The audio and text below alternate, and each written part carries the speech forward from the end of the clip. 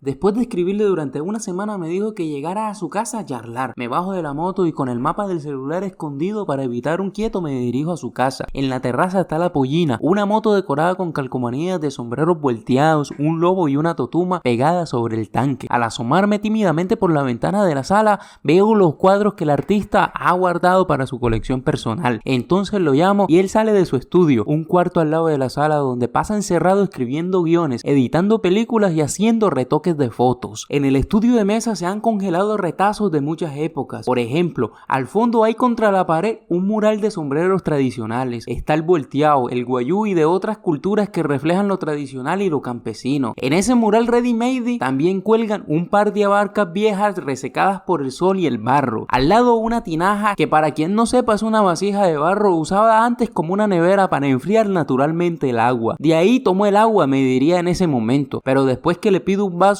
va a la nevera de la cocina y lo trae. Entre el laberinto de sombreros también una hamaca que me diría fue usada en su último largometraje. Hay cámaras antiguas que ya no sirven, pero que él conserva en ese impulso que tiene por ganarle la batalla al tiempo. Y así también tabacos, tauretes, esteras y otros objetos de una cotidianidad ya pasada. Sin embargo, justo en el otro extremo tiene los avances del mundo contemporáneo. Dos torres con severas tarjetas gráficas Nvidia GT, dos monitores Full HD, una impresora, una silla gamer y discos duros regados por todo el escritorio, algunos de 500 GB, otros de 1 tera y de hasta 4 teras de los que me dicen tiene un par y que conservan archivos culturales que ha recopilado desde hace décadas. Así, el universo de Mesa ha logrado reconciliar dos épocas, pero también está el arte. Hay al fondo dos cuadros de su tiempo de artista y en un caballete un pequeño bastidor al lado de una cajita con pinceles y tubos de óleos usados. A veces me pongo a pintar, me dijo después cuando nos adentramos en la conversación. Con la impresión de entrar a una cápsula del tiempo, me siento al frente de su escritorio y reparo en el proyecto de Premiere abierto en el que justo antes de llegar ha estado editando su nuevo video, uno perteneciente a una serie que está haciendo para televisión, y entonces empezamos a hablar.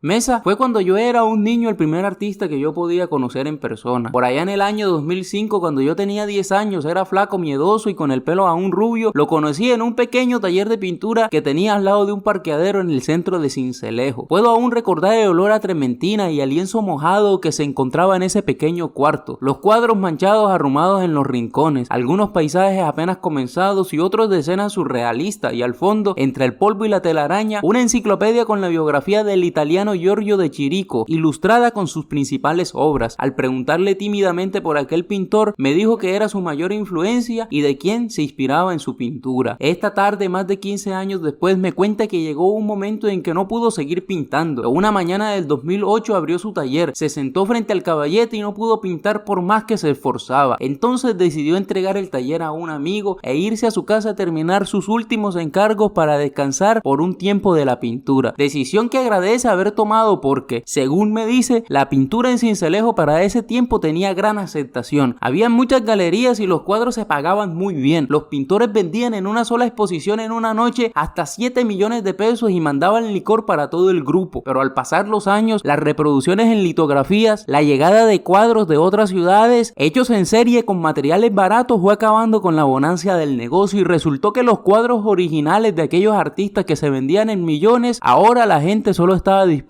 a dar 100,000 pesos. Los únicos artistas que pudieron sobrevivir fueron los que se largaron de Sincelejo o los que se reinventaron haciendo otras cosas. Le pido un vaso de agua, sale de la cocina y lo trae.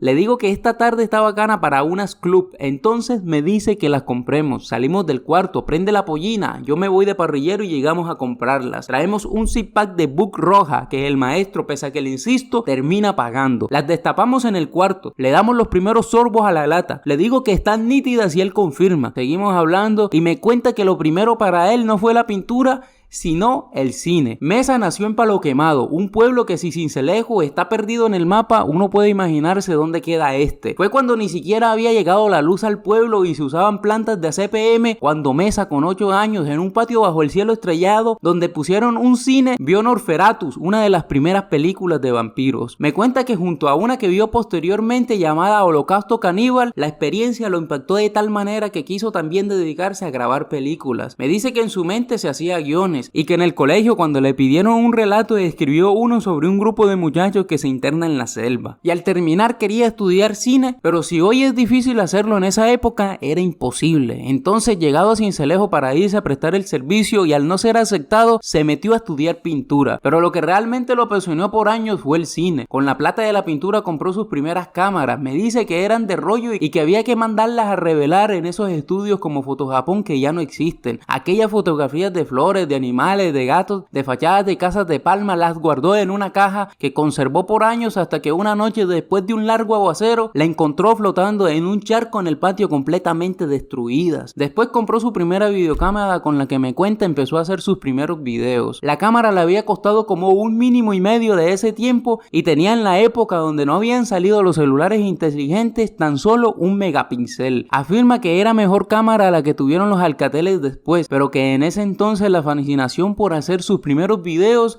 era lo importante. Tiempo después, como en el 2012, yo fui a ver el estreno de la primera película de Mesa. Se llamaba La Casa de la Esquina. Recuerdo verlo entrar en la alfombra roja que pusieron en la terraza del Teatro Municipal con su mujer agarrada de la mano mientras los periodistas le tomaban fotos. La película, si no me equivoco, era sobre una casa que se incendiaba y en la que se encontraba una huaca. Después rodaría Ambulante, que también, aunque no con el mismo entusiasmo de la primera, recuerdo haber visto en algún lado. Para esa época fue que me lo encontré en Las Peñitas, con una cámara profesional en el hombro haciendo unas tomas. Esa tarde de mediados del 2018 le pregunté qué me recomendaba porque yo quería empezar a hacer video por redes sociales y no sé qué recomendación me dio, pero recuerdo que se lo pregunté. Quizás no con la intención de encontrar un consejo, sino con la posibilidad de tener a alguien que cumpliera el papel de maestro. Cuando vamos por la segunda cerveza en el cuarto, mientras el gato salta del escritorio a sus pies, se viene un aguacero. Lo escuchamos caer en el techo junto a algunos truenos lejanos. La cerveza empieza a hacer sus efectos y conversamos entonces sobre el talento, sobre la necesidad que algunas personas tienen por ser artistas y que solo es algo que nace con nosotros y que es inevitable. Me dice que él siempre ha sido artista, que no sabe en qué va eso, pero que él nunca ha soportado hacer otra cosa que no fuera hacer el arte que siempre ha querido, y por eso cada vez que se ha sentido asfixiado en algo no ha dudado en dejarlo. Así fue también cuando después de dejar el taller empezó a grabar bodas. Se las grabó a las familias políticas más pudientes de Sincelejo y en un fin de semana se hacían las lucas, pero también lo dejó sin importar cuánto dinero hacía ni los reclamos de su mujer ni de sus familiares. Desde hace años su página en Facebook llamada Toño Tres Tabacos ha venido creciendo con videos que registran festivales, tradiciones y personajes de los pueblos sucreños y de otros departamentos. Me dice que lo llaman para que vaya a otros lugares y que muchas veces le pagan todo. En los festivales tiene que andar con una totuma que se amarra al cuello para recibir los tragos que le ofrece la gente que admira su trabajo. Toño es de los principales influencers de Sincelejo y de los que hace uno de los contenidos más valiosos. Quien lo conoce de antes sabe que también es de los principales artistas plásticos, y quien sea amante del cine en esta ciudad debe conocer las películas y los cortos que ha realizado. Yo personalmente soy un discípulo que lo ha visto siempre como un ejemplo a seguir, que desde niño lo ha admirado profundamente y de quien me siento orgulloso de conocer. Ya entrada la noche nos terminamos de tomar el Zippan mientras la gata salta por todo el estudio, se trepan los sombreros y se sube al computador. Yo le pido que me preste un baño para sacar los líquidos que se han acumulado en esta tarde de charla y luego me despido, agradeciéndole la oportunidad de poder entrevistarlo. Entonces salimos a la sala, nos despedimos en la puerta y me dice que siga adelante con mis contenidos porque él ve que yo tengo talento. Le estrecho la mano agradeciendo y salgo a la calle a coger una moto. Mientras camino, las palabras que me acaba de decir me llenan de motivación. Sé que vienen de un verdadero maestro y entonces paro una moto, regateo una carrera y me voy a la casa un poco ebrio, con ganas de seguir tomándome las club. Bueno, espero que este video les haya gustado. Mil bendiciones como siempre. Les ha hablado el Mate Francisco relatando de estos contenidos y reseñas de la vida cotidiana y real. Mil bendiciones y como siempre,